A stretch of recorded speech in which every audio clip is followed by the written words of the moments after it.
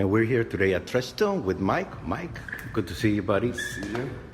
Excellent. We see that we have this beautiful example here of a Honda engine with a nice turbo setup. And Mike, wanted to ask you a couple of questions about the turbo, because there's always the question that we see up in the forums about turbo size and power. So could you explain to us, what is it about a larger turbo that allows it to make more power? Well, I think the biggest misconception that you're going to find is everyone thinks that a lot of the power is coming off the compressor side, and it's not really the compressor side that makes the power. It's the turbine side that's going to make the power.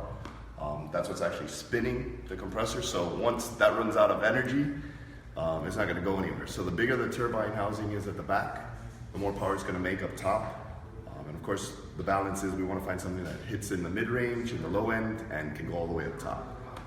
But that's really, the back end of your turbo is where you're going to make all the power. That's very interesting. So basically what you're saying is that it's not the front of the turbo, the compressor, but the power is made back here. Exactly. And why is that? Because back here is where we're getting the heat and the energy coming off the exhaust to fuel the turbine.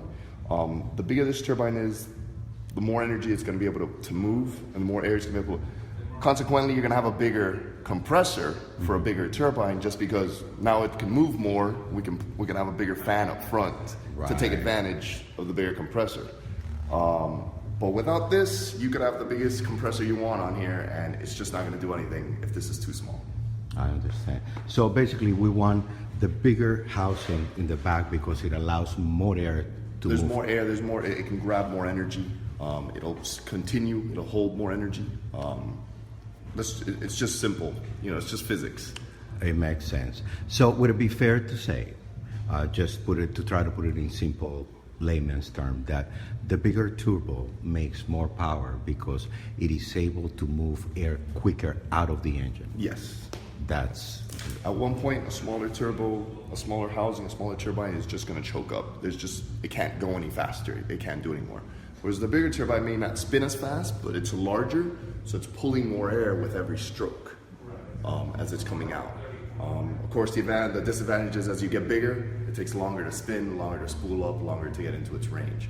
But, modern day things with ceramics and ball bearings and stuff like that will greatly reduce that. So you can take advantage of a slightly larger turbine housing than you would in the past, but it all comes back down to engine and how well the engine is going to move exhaust out of the engine.